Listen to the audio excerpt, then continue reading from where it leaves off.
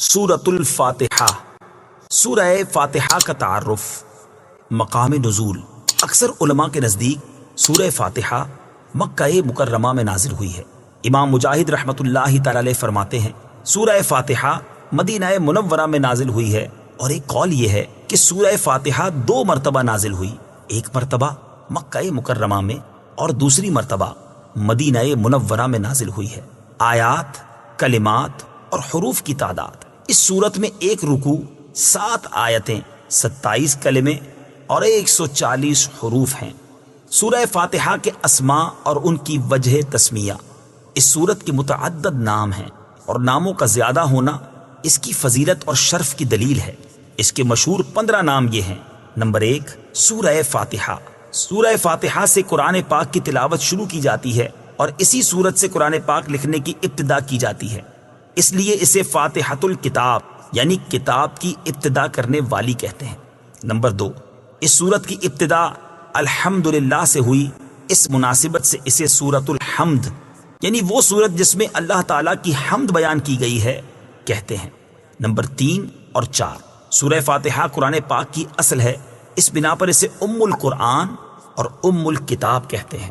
Number 5، یہ سورت نماز کی ہر رکعت میں پڑھی جاتی ہے، یا یہ سورت 2 مرتبہ نازل ہوئی ہے، اس وجہ سے اسے السبع المثانی یعنی بار بار پڑھی جانے والی یا 1 سے زائد مرتبہ نازل ہونے والی 7 آیتیں کہا جاتا ہے۔ نمبر 6، 7 اور 8، دین کے بنیادی امور کا جامع ہونے کی وجہ سے سورہ فاتحہ کو سورۃ الکنز، سورۃ الوافیہ اور سورۃ الکافیہ کہتے ہیں۔ نمبر 9 اور 10، شفا کا باعث ہونے کی وجہ سے اسے سورۃ الشفا اور سورۃ الشافیہ کہتے ہیں۔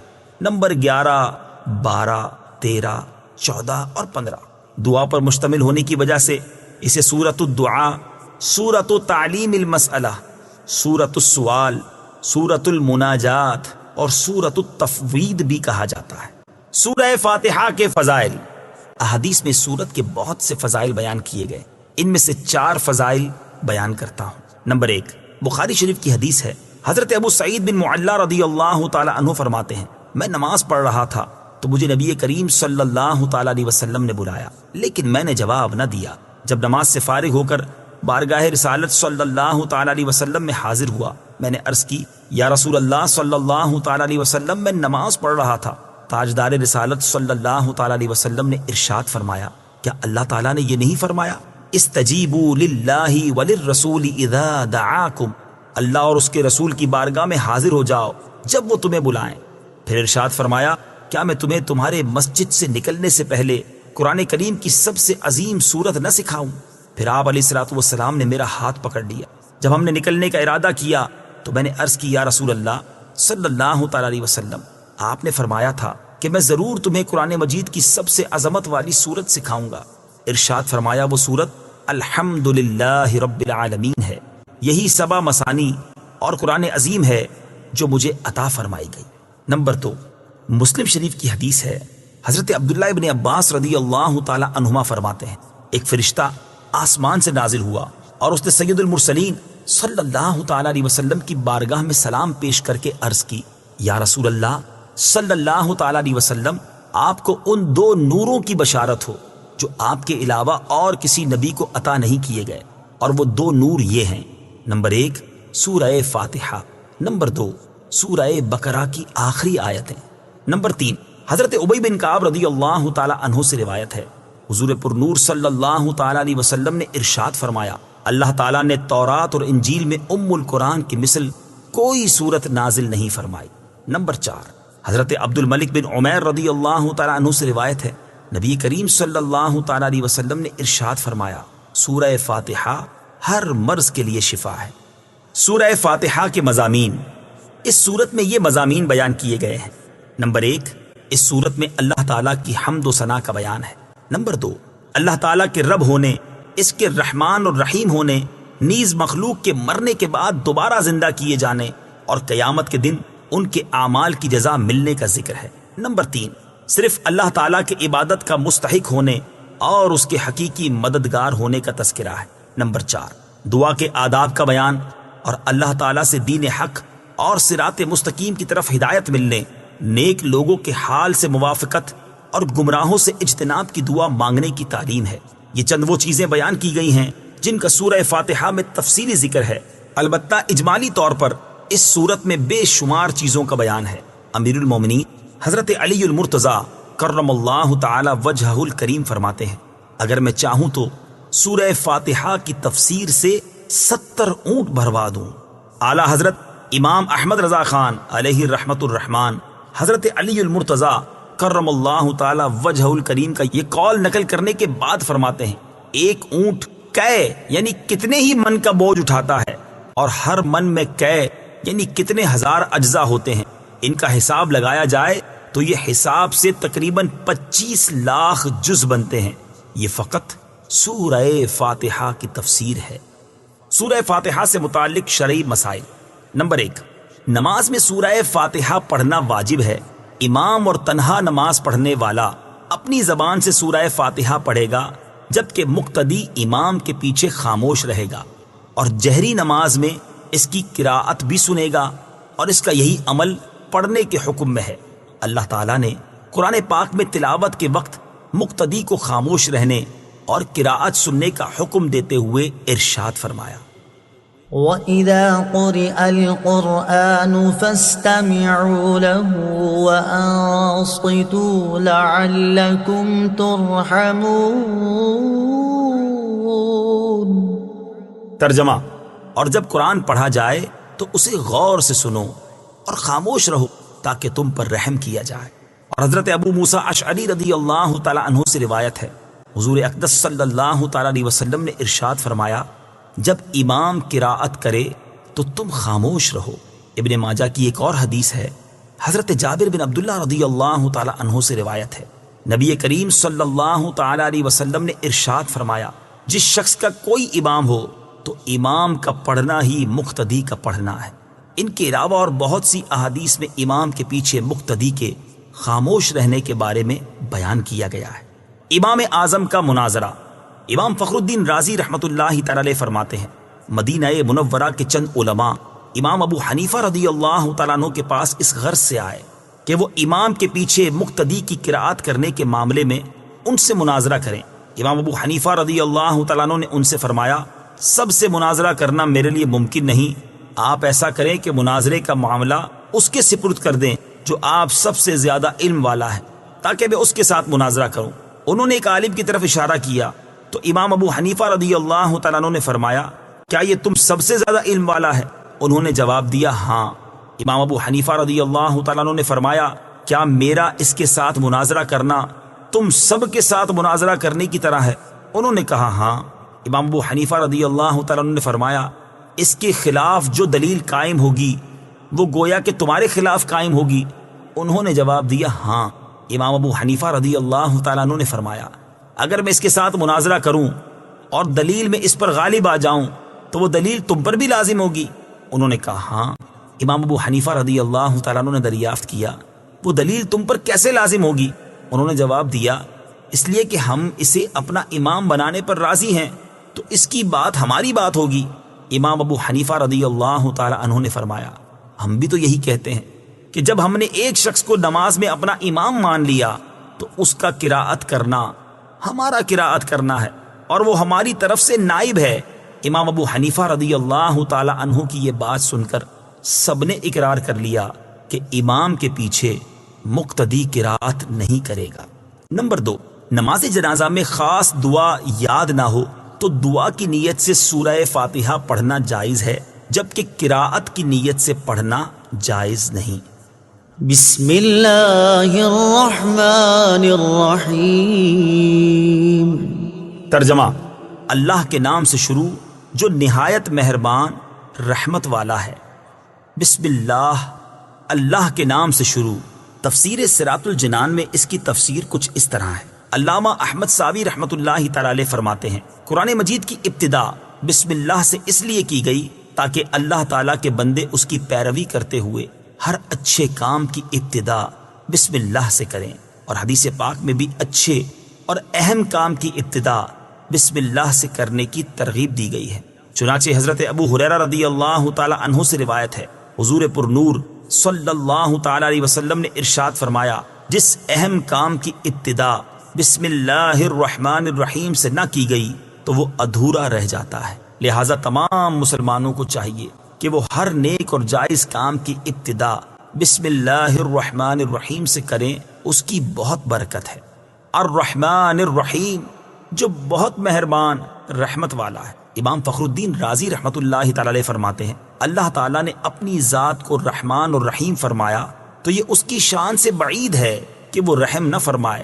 مروی ہے کہ ایک سائل نے بلند دروازے کے پاس کھڑے ہو کر کچھ مانگا تو اسے تھوڑا سا دے دیا گیا۔ دوسرے دن وہ ایک کلاہڑا لے کر آیا اور دروازے کو توڑنا شروع کر دیا۔ اس سے کہا گیا کہ تو ایسا کیوں کر رہا ہے؟ اس نے جواب دیا، تو دروازے کو اپنی عطا کے لائق کر یا اپنی عطا کو دروازے کے لائق بنا۔ اے ہمارے اللہ عز و جل، رحمت کے سمندروں کو تیری رحمت سے وہ نسبت ہے جو ایک چھوٹے سے ذرے کو تیرے عرش سے نسبت ہے، اور تو نے اپنی کتاب کی ابتدا میں اپنے بندوں پر اپنی رحمت کی صفت بیان کی، اس لیے ہمیں اپنی رحمت اور فضل سے محروم نہ رکھنا۔ بسم اللہ سے متعلق چند شرعی مسائل۔ علماء کرام نے بسم اللہ سے متعلق بہت سے شرعی مسائل بیان کیے ہیں، ان میں سے چند بیان کرتا ہوں۔ نمبر 1، جو بسم اللہ ہر سورت کے شروع میں لکھی ہوئی ہے یہ پوری آیت ہے، اور جو سورہ نمل کی آیت نمبر 30 میں ہے وہ اس آیت کا ایک حصہ ہے۔ نمبر 2، بسم اللہ ہر سورت کے شروع کی آیت نہیں ہے بلکہ پورے قرآن کی ایک آیت ہے، جسے ہر سورت کے شروع میں لکھ دیا گیا تاکہ دو سورتوں کے درمیان فاصلہ ہو جائے۔ اسی لیے سورت کے اوپر امتیازی شان میں بسم اللہ لکھی جاتی ہے، آیات کی طرح ملا کر نہیں لکھتے، اور امام جہری نمازوں میں بسم اللہ آواز سے نہیں پڑھتا۔ نیز حضرت جبریل علیہ الصلوۃ والسلام جو پہلی وحی لائے اس میں بسم اللہ نہ تھی۔ نمبر 3، تراویح پڑھانے والے کو چاہیے کہ وہ کسی ایک سورت کے شروع میں بسم اللہ آواز سے پڑھے تاکہ ایک آیت رہ نہ جائے۔ نمبر 4، تلاوت شروع کرنے سے پہلے اعوذ باللہ من الشیطان الرجیم پڑھنا سنت ہے، لیکن اگر شاگرد استاد سے قرآن مجید پڑھ رہا ہو تو اس کے لیے سنت نہیں۔ نمبر 5، سورت کی ابتدا میں بسم اللہ پڑھنا سنت ہے ورنہ مستحب ہے۔ نمبر 6، اگر سورہ توبہ سے تلاوت شروع کی جائے تو اعوذ باللہ اور بسم اللہ دونوں کو پڑھا جائے، اور اگر تلاوت کے دوران سورہ توبہ آ جائے تو بسم اللہ پڑھنے کی حاجت نہیں۔ الحمد للہ رب العالمین۔ ترجمہ، سب تعریفیں اللہ کے لیے ہیں جو تمام جہان والوں کا پالنے والا ہے۔ الحمدللہ، سب تعریفیں اللہ کے لیے ہیں۔ تفسیر صراط الجنان میں اس کی تفسیر کچھ اس طرح ہے، یعنی ہر طرح کی حمد اور تعریف کا مستحق اللہ تعالیٰ ہے، کیونکہ اللہ تعالیٰ کمال کی تمام صفات کا جامع ہے۔ حمد اور شکر کی تعریف۔ حمد کا معنی ہے کسی کی اختیاری خوبیوں کی بنا پر اس کی تعریف کرنا، اور شکر کی تعریف یہ ہے کہ کسی کے احسان کے مقابلے میں زبان، دل یا اعضاء سے اس کی تعظیم کرنا۔ اور ہم چونکہ اللہ عز و جل کی حمد عام طور پر اس کے احسانات کے پیش نظر کرتے ہیں، اس لیے ہماری یہ حمد شکر بھی ہوتی ہے۔ اللہ تعالیٰ کی حمد و ثنا کرنے کے فضائل۔ احادیث میں اللہ تعالیٰ کی حمد و ثنا کرنے کے بہت فضائل بیان کیے گئے ہیں، ان میں سے 3 فضائل پیش کرتا ہوں۔ نمبر 1، مسلم شریف کی حدیث ہے، حضرت انس بن مالک رضی اللہ تعالی عنہ سے روایت ہے، نبی اکرم صلی اللہ تعالی علیہ وسلم نے ارشاد فرمایا، اللہ تعالیٰ بندے کی اس بات سے خوش ہوتا ہے کہ وہ کچھ کھائے تو اللہ تعالیٰ کی حمد کرے، اور کچھ پیے تو اللہ تعالیٰ کی حمد کرے۔ نمبر 2، ابن ماجہ کی حدیث ہے، حضرت جابر بن عبداللہ رضی اللہ تعالی عنہ سے روایت ہے، حضور پر نور صلی اللہ تعالی علیہ وسلم نے ارشاد فرمایا، سب سے افضل ذکر لا الہ الا اللہ ہے، اور سب سے افضل دعا الحمدللہ ہے۔ نمبر 3، ابن ماجہ ہی کی حدیث ہے، حضرت انس بن مالک رضی اللہ تعالی عنہ سے روایت ہے، حضور اقدس صلی اللہ تعالی علیہ وسلم نے ارشاد فرمایا، جب اللہ تعالیٰ اپنے بندے پر کوئی نعمت نازل فرماتا ہے اور وہ نعمت ملنے پر الحمدللہ کہتا ہے تو یہ حمد اللہ تعالیٰ کے نزدیک اس دی گئی نعمت سے زیادہ افضل ہے۔ حمد سے متعلق شرعی حکم۔ خطبے میں حمد واجب، کھانے کے بعد مستحب، چھینک آنے کے بعد سنت، حرام کام کے بعد حرام، اور بعض صورتوں میں کفر ہے۔ للہ، اللہ کے لیے۔ اللہ اس ذات اعلیٰ کا عظمت والا نام ہے جو تمام کمال والی صفتوں کی جامع ہے، اور بعض مفسرین نے اس لفظ کے معنی بھی بیان کیے، جیسے اس کا ایک معنی ہے عبادت کا مستحق، دوسرا معنی ہے وہ ذات جس کی معرفت میں عقل حیران ہے، تیسرا معنی ہے وہ ذات جس کی بارگاہ میں سکون حاصل ہوتا ہے، اور چوتھا معنی ہے وہ ذات کہ مصیبت کے وقت جس کی پناہ تلاش کی جائے۔ رب العالمین، جو سارے جہان والوں کا مالک ہے۔ تفسیر صراط الجنان میں اس کی تفسیر کچھ اس طرح ہے، لفظ رب کے کئی معنی ہیں، جیسے سید، مالک، معبود، ثابت، مصلح اور بتدریج مرتبہ کمال تک پہنچانے والا، اور اللہ تعالیٰ کے علاوہ ہر موجود چیز کو عالم کہتے ہیں، اور اس میں تمام مخلوقات داخل ہیں۔ الرحمن الرحیم، ترجمہ: بہت مہربان، رحمت والا۔ الرحمن، بہت مہربان۔ تفسیر صراط الجنان میں اس کی تفسیر کچھ اس طرح ہے، رحمان اور رحیم اللہ تعالیٰ کے دو صفاتی نام ہیں۔ رحمان کا معنی ہے نعمتیں عطا کرنے والی وہ ذات جو بہت زیادہ رحمت فرمائے، اور رحیم کا معنی ہے بہت رحمت فرمانے والا۔ یاد رہے کہ حقیقی طور پر نعمت عطا فرمانے والی ذات اللہ تعالیٰ کی ہے، کہ وہی تنہا ذات ہے جو اپنی رحمت کا بدلہ طلب نہیں فرماتی۔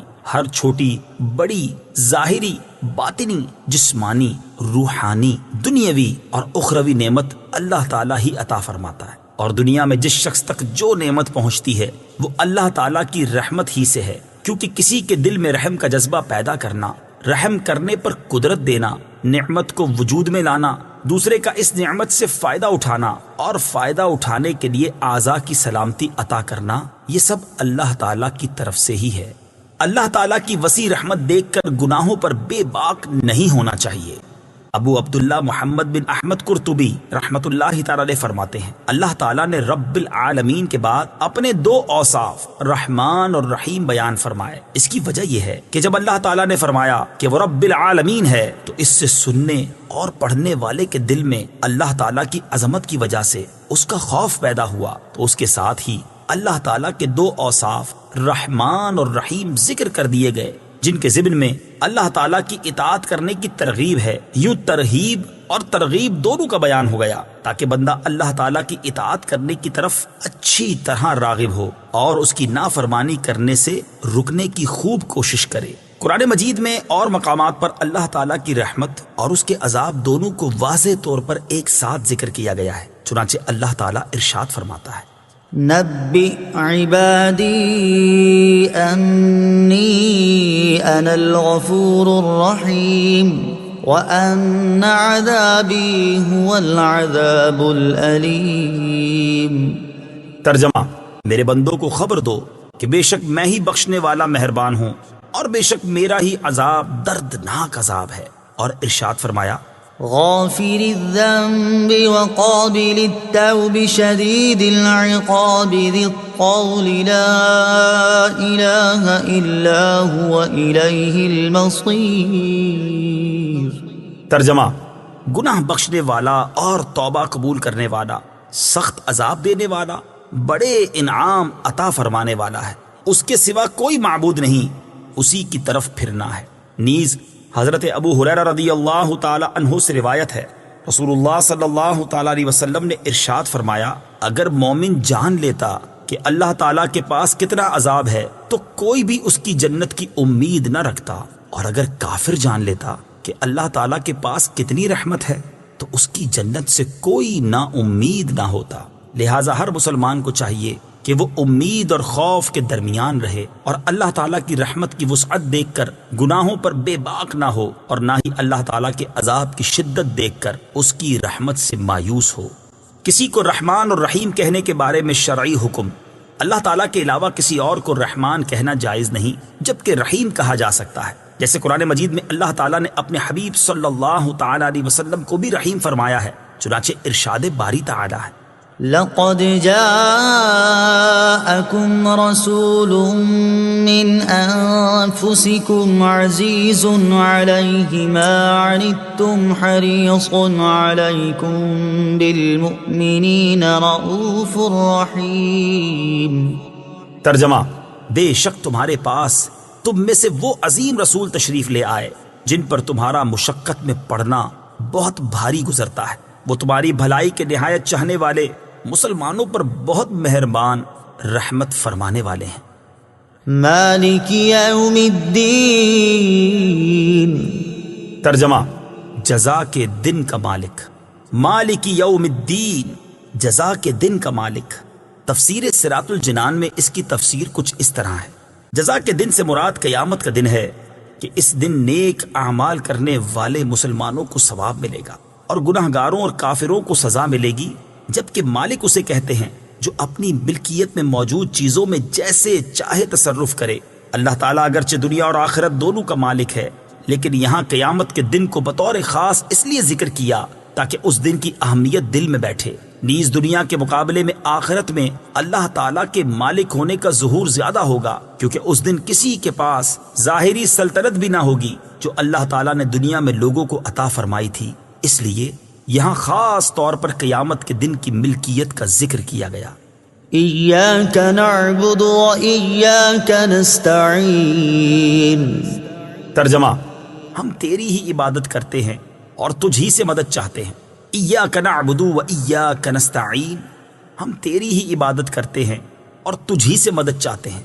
تفسیر صراط الجنان میں اس کی تفسیر کچھ اس طرح ہے: اس سے پہلی آیات میں بیان ہوا کہ ہر طرح کی حمد و ثنا کا حقیقی مستحق اللہ تعالیٰ ہے، جو کہ سب جہانوں کا پالنے والا، بہت مہربان اور رحم فرمانے والا ہے۔ اور اس آیت سے بندوں کو سکھایا جا رہا ہے کہ اللہ تعالیٰ کی بارگاہ میں اپنی بندگی کا اظہار یوں کرو کہ اے اللہ عز و جل، ہم صرف تیری ہی عبادت کرتے ہیں، کیونکہ عبادت کا مستحق صرف تو ہی ہے اور تیرے علاوہ اور کوئی اس لائق ہی نہیں کہ اس کی عبادت کی جا سکے، اور حقیقی مدد کرنے والا بھی تو ہی ہے۔ تیری اجازت و مرضی کے بغیر کوئی کسی قسم کی ظاہری، باطنی، جسمانی، روحانی، چھوٹی بڑی کوئی مدد نہیں کر سکتا۔ عبادت اور تعظیم میں فرق۔ عبادت کا مفہوم بہت واضح ہے، سمجھنے کے لیے اتنا ہی کافی ہے کہ کسی کو عبادت کے لائق سمجھتے ہوئے اس کی کسی قسم کی تعظیم کرنا عبادت کہلاتا ہے، اور اگر عبادت کے لائق نہ سمجھیں تو وہ محض تعظیم ہوگی، عبادت نہیں کہلائے گی۔ جیسے نماز میں ہاتھ باندھ کر کھڑا ہونا عبادت ہے، لیکن یہی نماز کی طرح ہاتھ باندھ کر کھڑا ہونا استاد، پیر یا ماں باپ کے لیے ہو تو محض تعظیم ہے، عبادت نہیں۔ اور دونوں میں فرق وہی ہے جو ابھی بیان کیا گیا ہے۔ آیت ایاک نعبد سے معلوم ہونے والی اہم باتیں۔ آیت میں جمع کے صیغے ہیں، جیسے ہم تیری ہی عبادت کرتے ہیں۔ اس سے معلوم ہوا کہ نماز جماعت کے ساتھ ادا کرنی چاہیے، اور دوسروں کو بھی عبادت کرنے میں شریک کرنے کا فائدہ یہ ہے کہ گناہ گاروں کی عبادتیں اللہ تعالیٰ کی بارگاہ کے محبوب اور مقبول بندوں کی عبادتوں کے ساتھ جمع ہو کر قبولیت کا درجہ پا لیتی ہیں۔ نیز یہ بھی معلوم ہوا کہ اللہ تعالیٰ کی بارگاہ میں اپنی حاجت عرض کرنے سے پہلے اپنی بندگی کا اظہار کرنا چاہیے۔ امام عبداللہ بن احمد نصفی رحمۃ اللہ تعالی علیہ فرماتے ہیں، عبادت کو مدد طلب کرنے سے پہلے ذکر کیا گیا کیونکہ حاجت طلب کرنے سے پہلے اللہ تعالیٰ کی بارگاہ میں وسیلہ پیش کرنا قبولیت کے زیادہ قریب ہے۔ اللہ تعالیٰ کی بارگاہ میں وسیلہ پیش کرنے کی برکت۔ ہر مسلمان کو چاہیے کہ وہ اللہ تعالیٰ کی بارگاہ میں کسی کا وسیلہ پیش کر کے اپنی حاجات کے لیے دعا کیا کرے، تاکہ اس وسیلے کے صدقے دعا جلد مقبول ہو جائے۔ اور اللہ تعالیٰ کی بارگاہ میں وسیلہ پیش کرنا قرآن و حدیث سے ثابت ہے۔ چنانچہ وسیلے کے بارے میں اللہ تعالیٰ ارشاد فرماتا ہے، يا أيها الذين آمنوا اتقوا الله وابتغوا إليه الوسيلة۔ ترجمہ: اے ایمان والو، اللہ سے ڈرو اور اس کی طرف وسیلہ ڈھونڈو۔ اور سنن ابن ماجہ میں ہے کہ ایک نابینا صحابی بارگاہ رسالت صلی اللہ تعالیٰ علیہ وسلم میں حاضر ہو کر دعا کے طالب ہوئے، تو آپ صلی اللہ تعالیٰ علیہ وسلم نے انہیں اس طرح دعا مانگنے کا حکم دیا، اللهم إني أسألك وأتوجه إليك بمحمد نبي الرحمة يا محمد إني قد توجهت بك إلى ربي في حاجتي هذه لتقضى اللهم فشفعه في۔ اے اللہ عز و جل، میں تجھ سے سوال کرتا ہوں اور تیری طرف نبی رحمت حضرت محمد صلی اللہ تعالیٰ علیہ وسلم کے ساتھ متوجہ ہوتا ہوں۔ اے محمد صلی اللہ تعالیٰ علیہ وسلم، میں نے آپ صلی اللہ تعالیٰ علیہ وسلم کے وسیلے سے اپنے رب عز و جل کی طرف اپنی اس حاجت میں توجہ کی تاکہ میری حاجت پوری کر دی جائے۔ اے اللہ عز و جل پس تو میرے لیے حضور صلی اللہ تعالی علیہ وسلم کی شفاعت قبول فرما۔ حدیث پاک میں مذکور لفظ یا محمد سے متعلق ضروری وضاحت۔ اعلیٰ حضرت امام احمد رضا خان علیہ رحمۃ الرحمان فرماتے ہیں، علماء تصریح فرماتے ہیں، حضور اقدس صلی اللہ تعالی علیہ وسلم کو نام لے کر ندا کرنی حرام ہے، اور یہ بات واقعی محل انصاف ہے۔ جسے اس کا مالک و مولا تبارک و تعالی نام لے کر نہ پکارے تو غلام کی کیا مجال کہ وہ راہ ادب سے تجاوز کرے۔ بلکہ امام زین الدین مراغی وغیرہ محققین نے فرمایا، اگر یہ لفظ کسی دعا میں وارد ہو جو خود نبی اکرم صلی اللہ تعالی علیہ وسلم نے تعلیم فرمائی ہو، جیسے دعائے یا محمد انی توجہت بکا الی ربی، تاہم اس کی جگہ یا رسول اللہ یا نبی اللہ کہنا چاہیے۔ حالانکہ الفاظ دعا میں حتی الوسع تغییر نہیں کی جاتی۔ یہ مسئلہ مہمہ یعنی اہم ترین مسئلہ جس سے اکثر اہل زمانہ غافل ہے، واجب الحفظ ہے۔ وَإِيَّاكَ نَسْتَعِينُ، اور تجھ ہی سے مدد چاہتے ہیں۔ تفسیر صراط الجنان میں اس کی تفسیر کچھ اس طرح ہے۔ اس آیت میں بیان کیا گیا کہ مدد طلب کرنا خواہ واسطے کے ساتھ ہو یا واسطے کے بغیر ہو، ہر طرح سے اللہ تعالیٰ کے ساتھ خاص ہے، اور اللہ تعالیٰ کی ذات ہی ایسی ہے جس سے حقیقی طور پر مدد طلب کی جائے۔ اعلیٰ حضرت امام احمد رضا خان علیہ رحمۃ الرحمان فرماتے ہیں، حقیقی مدد طلب کرنے سے مراد یہ ہے کہ جس سے مدد طلب کی جائے اسے بالذات قادر، مستقل مالک اور غنی بے نیاز جانا جائے کہ وہ اللہ تعالیٰ کی عطا کے بغیر خود اپنی ذات سے اس کام یعنی مدد کرنے کی قدرت رکھتا ہے۔ اللہ تعالیٰ کے علاوہ کسی اور کے بارے میں یہ عقیدہ رکھنا ہر مسلمان کے نزدیک شرک ہے، اور کوئی مسلمان اللہ تعالیٰ کے علاوہ کسی اور کے بارے میں ایسا عقیدہ نہیں رکھتا، اور اللہ تعالیٰ کے مقبول بندوں کے بارے میں مسلمان یہ عقیدہ رکھتا ہے کہ وہ اللہ تعالیٰ کی بارگاہ تک پہنچنے کے لیے واسطہ اور حاجات پوری ہونے کا وسیلہ اور ذریعہ ہیں۔ تو جس طرح حقیقی وجود کہ کسی کے پیدا کیے بغیر خود اپنی ذات سے موجود ہونا اللہ تعالیٰ کے ساتھ خاص ہے،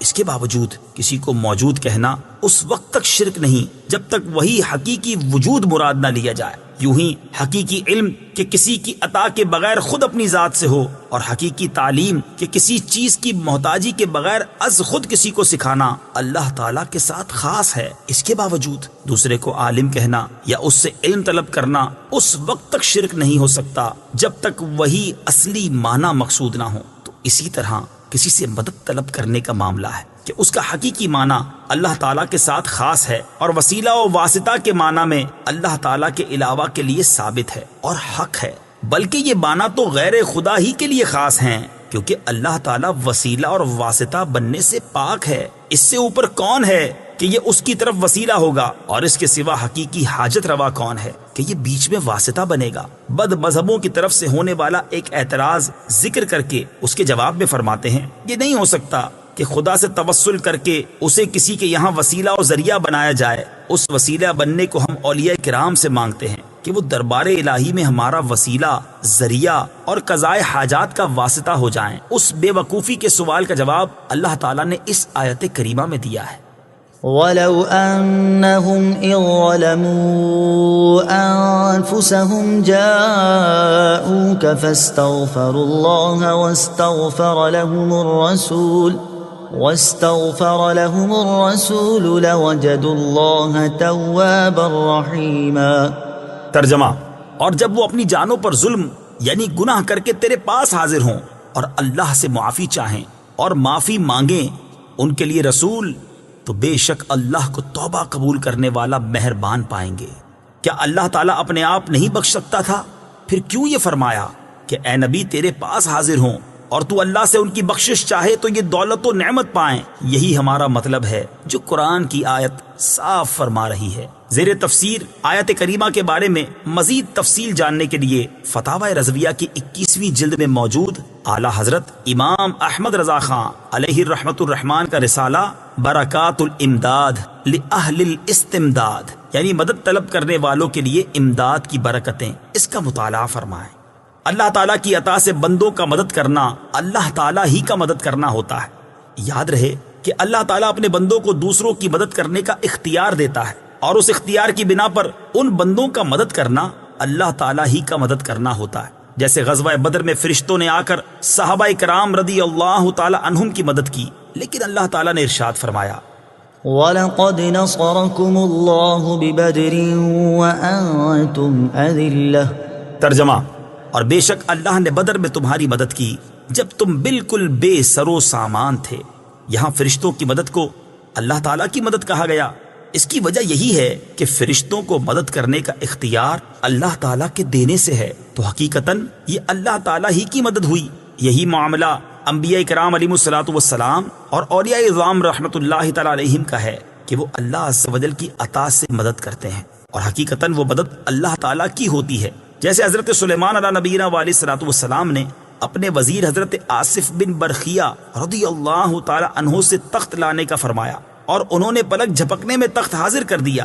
اس پر انہوں نے فرمایا، ھذا من فضل ربی، یہ میرے رب کے فضل سے ہے۔ اور تاجدار رسالت صلی اللہ تعالی علیہ وسلم کی سیرت مبارکہ میں مدد کرنے کی تو اتنی مثالیں موجود ہیں کہ اگر سب جمع کی جائیں تو ایک ضخیم کتاب مرتب ہو سکتی ہے۔ ان میں سے چند مثالیں یہ ہیں۔ نمبر 1، صحیح بخاری میں ہے، نبی کریم علیہ الصلوۃ والسلام نے تھوڑے سے کھانے سے پورے لشکر کو سیر کیا۔ نمبر 2، بخاری شریف ہی میں ہے، آپ صلی اللہ تعالی علیہ وسلم نے دودھ کے ایک پیالے سے 70 صحابہ کو سیراب کر دیا۔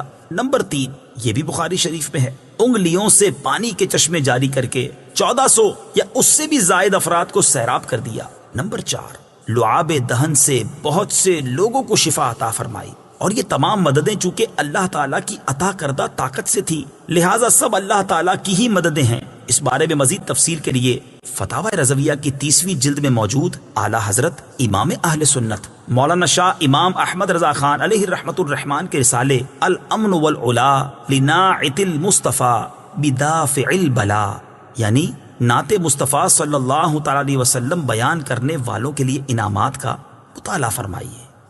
اهدنا الصراط المستقیم۔ ترجمہ: ہمیں سیدھے راستے پر چلا۔ اہدنا الصراط المستقیم، ہمیں سیدھے راستے پر چلا۔ تفسیر صراط الجنان میں اس کی تفسیر کچھ اس طرح ہے، اللہ تعالیٰ کی ذات و صفات کی معرفت کے بعد اس کی عبادت اور حقیقی مددگار ہونے کا ذکر کیا گیا، اور اب یہاں سے ایک دعا سکھائی جا رہی ہے کہ بندہ یوں عرض کرے، اے اللہ عز و جل، تو نے اپنی توفیق سے ہمیں سیدھا راستہ دکھا دیا، اب ہماری اس راستے کی طرف ہدایت میں اضافہ فرما اور ہمیں اس پر ثابت قدم رکھ۔ صراط مستقیم کا معنی، صراط مستقیم سے مراد عقائد کا سیدھا راستہ ہے جس پر تمام انبیاء کرام علیہ الصلوۃ والسلام چلے، یا اس سے مراد اسلام کا سیدھا راستہ ہے جس پر صحابہ کرام رضی اللہ تعالی عنہم، بزرگان دین اور اولیاء اعظام رحمت اللہ تعالی علیہم چلے، جیسا کہ اگلی آیت میں موجود بھی ہے۔ اور یہ راستہ اہل سنت کا ہے کہ آج تک اولیاء کرام صرف اسی مسلک اہل سنت میں گزرے ہیں، اور اللہ تعالیٰ نے انہی کے راستے پر چلنے اور انہی کے ساتھ ہونے کا فرمایا ہے۔ فرمان باری تعالیٰ ہے، یا ایہا الذین آمنوا اتقوا اللہ وکونوا مع الصادقین۔ ترجمہ: اے ایمان والو، اللہ سے ڈرو اور سچوں کے ساتھ ہو جاؤ۔ ابن ماجہ کی حدیث ہے، حضرت انس رضی اللہ تعالیٰ عنہ سے روایت ہے، سید المرسلین صلی اللہ تعالیٰ علیہ وسلم نے ارشاد فرمایا، بے شک میری امت کبھی گمراہی پر جمع نہیں ہوگی، اور جب تم لوگوں میں اختلاف دیکھو تو تم پر لازم ہے کہ سواد اعظم یعنی مسلمانوں کے بڑے گروہ کے ساتھ ہو جاؤ۔ ترمذی شریف کی حدیث ہے، حضرت عبداللہ بن عمر رضی اللہ تعالیٰ عنہما سے روایت ہے، نبی اکرم صلی اللہ تعالیٰ علیہ وسلم نے ارشاد فرمایا، بنی اسرائیل 72 فرقوں میں تقسیم ہو گئے تھے، اور میری امت 73 فرقوں میں تقسیم ہو جائے گی، ان میں سے ایک کے علاوہ سب جہنم میں جائیں گے۔ صحابہ کرام نے عرض کی، یا رسول اللہ صلی اللہ تعالی علیہ وسلم، نجات پانے والا فرقہ کون سا ہے؟ ارشاد فرمایا، وہ اس طریقے پر ہوگا جس پر میں اور میرے صحابہ ہیں۔ ہدایت حاصل کرنے کے ذرائع، یاد رہے کہ اللہ تعالیٰ نے ہدایت حاصل کرنے کے بہت سے ذرائع عطا فرمائے ہیں، ان میں سے چند یہ ہیں۔ نمبر 1، انسان کی ظاہری باطنی صلاحیتیں جنہیں استعمال کر کے وہ ہدایت حاصل کر سکتا ہے۔ نمبر 2، آسمانوں زمینوں میں اللہ تعالیٰ کی قدرت و وحدانیت پر دلالت کرنے والی نشانیاں جن میں غور و فکر کر کے انسان ہدایت پا سکتا ہے۔ نمبر 3، اللہ تعالیٰ کی نازل کردہ کتابیں، ان میں سے تورات، انجیل اور زبور قرآن پاک نازل ہونے سے پہلے لوگوں کے لیے ہدایت کا باعث تھیں، اور اب قرآن مجید لوگوں کے لیے ہدایت حاصل کرنے کا ذریعہ ہے۔ نمبر 4، اللہ تعالیٰ کے بھیجے ہوئے خاص بندے انبیاء کرام اور مرسلین اعظام علیہم الصلاۃ والسلام یہ اپنی اپنی قوموں کے لیے ہدایت حاصل کرنے کا ذریعہ تھے، اور ہمارے نبی حضرت محمد مصطفیٰ صلی اللہ تعالی علیہ وسلم قیامت تک آنے والے تمام لوگوں کے لیے ہدایت کا ذریعہ ہیں۔ آیت اہدنا الصراط المستقیم سے معلوم ہونے والے احکام۔ اس آیت سے 3 باتیں معلوم ہوئیں۔ نمبر 1، ہر مسلمان کو اللہ تعالیٰ سے سیدھے راستے پر ثابت قدمی کی دعا مانگنی چاہیے، کیونکہ سیدھا راستہ منزل مقصود تک پہنچا دیتا ہے اور ٹیڑھا راستہ مقصود تک نہیں پہنچاتا۔ اللہ تعالیٰ ارشاد فرماتا ہے کہ عقل والے اس طرح دعا مانگتے ہیں: ربنا لا تزغ قلوبنا بعد إذ هديتنا وهب لنا من لدنك رحمة إنك أنت الوهاب۔ ترجمہ: اے ہمارے رب، تو نے ہمیں ہدایت عطا فرمائی ہے، اس کے بعد ہمارے دلوں کو ٹیڑھا نہ کر اور ہمیں اپنے پاس سے رحمت عطا فرما، بے شک تو بڑا عطا فرمانے والا ہے۔ ترمذی شریف کی حدیث ہے، حضرت انس رضی اللہ تعالی عنہ فرماتے ہیں، حضور پرنور صلی اللہ تعالی علیہ وسلم کثرت سے یہ دعا فرمایا کرتے تھے: یا مقلب القلوب ثبت قلبی علی دینک، اے دلوں کو پھیرنے والے، میرے دل کو اپنے دین پر ثابت قدم رکھ۔ تو میں نے عرض کی: یا رسول اللہ صلی اللہ تعالی علیہ وسلم، ہم آپ پر اور جو کچھ آپ لائے ہیں اس پر ایمان رکھتے ہیں، تو کیا آپ کو ہمارے بارے میں کوئی خوف ہے؟ رسول پاک صلی اللہ تعالی علیہ وسلم نے ارشاد فرمایا: ہاں، بے شک دل اللہ تعالیٰ کی شان کے لائق اس کی انگلیوں میں سے 2 انگلیوں کے درمیان ہیں، وہ جیسے چاہتا ہے انہیں پھیر دیتا ہے۔ نمبر 2، عبادت کرنے کے بعد بندے کو دعا میں مشغول ہونا چاہیے۔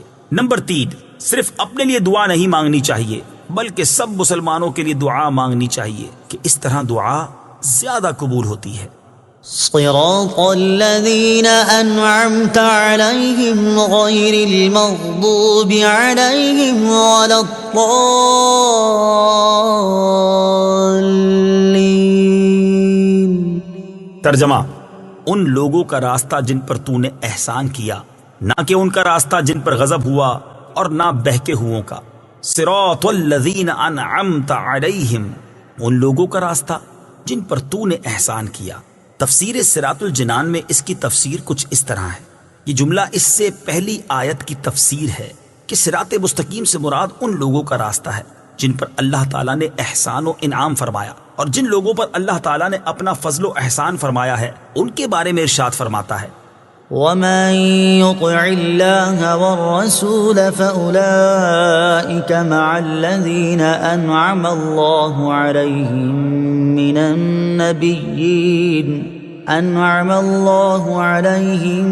من النبيين والصديقين والشهداء والصالحين وحسن أولئك رفيقا۔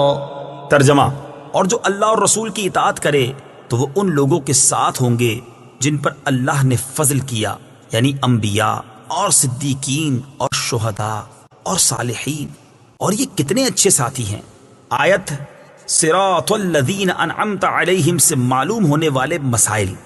اس آیت سے 2 باتیں معلوم ہوئیں۔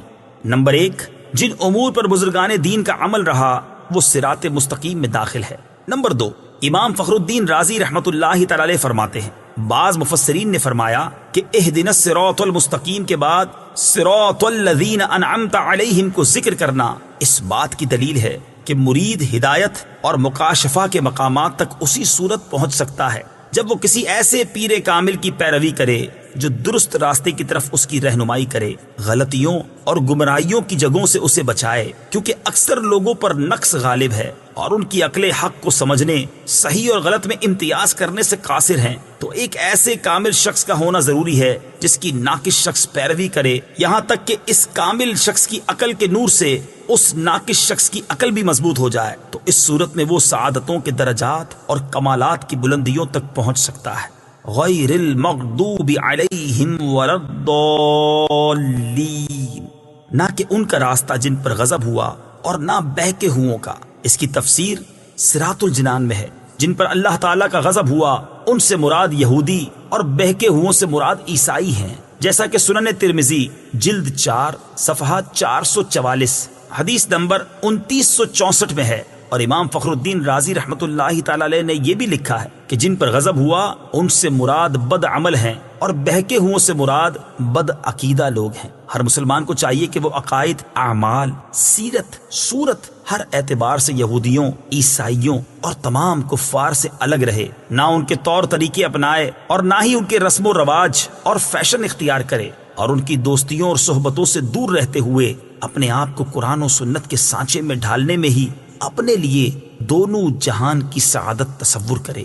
آیت وَلَضَّالِّينَ سے متعلق شرعی مسئلہ، بعض لوگ وَلَضَّالِّينَ کو وَلَضَّالِّينَ پڑھتے ہیں، ان کا ایسا کرنا حرام ہے۔ اعلیٰ حضرت امام احمد رضا خان علیہ الرحمت الرحمان فرماتے ہیں ضاد، ظا، ذال، زا سب حروف متباینہ متغائرہ یعنی ایک دوسرے سے جدا جدا حروف ہیں، ان میں سے کسی کو دوسرے سے تلاوت قرآن میں قصدن بدلنا، اس کی جگہ اسے پڑھنا، نماز میں ہو خواہ بیرون نماز، حرام قطعی و گناہ عظیم، افتراء علی اللہ و تحریف کتاب کریم ہے۔ اس مسئلے کے بارے میں دلائل کے ساتھ تفصیلی معلومات حاصل کرنے کے لیے فتاوی رضویہ کی 6 جلد میں موجود ان رسائل کا مطالعہ فرمائیں۔ نمبر 1، نعم الزاد لروم الضاد یعنی ضاد کی ادائیگی کا بہترین طریقہ۔ نمبر 2، الجام الصاد عن سنن الضاد ضاد کی ادائیگی کے غلط اور صحیح طریقوں کا بیان۔ آمین اس کا ایک معنی ہے اے اللہ عز و جل تو قبول فرما، دوسرا معنی ہے اے اللہ عز و جل تو ایسا ہی فرما۔ آمین سے متعلق شرعی مسائل۔ نمبر 1، یہ قرآن مجید کا کلمہ نہیں ہے۔ نمبر 2، نماز کے اندر اور نماز سے باہر جب بھی سورہ فاتحہ ختم کی جائے تو اس کے بعد آمین کہنا سنت ہے۔ نمبر 3، احناف کے نزدیک نماز میں آمین بلند آواز سے نہیں بلکہ آہستہ کہی جائے گی۔ صدق اللہ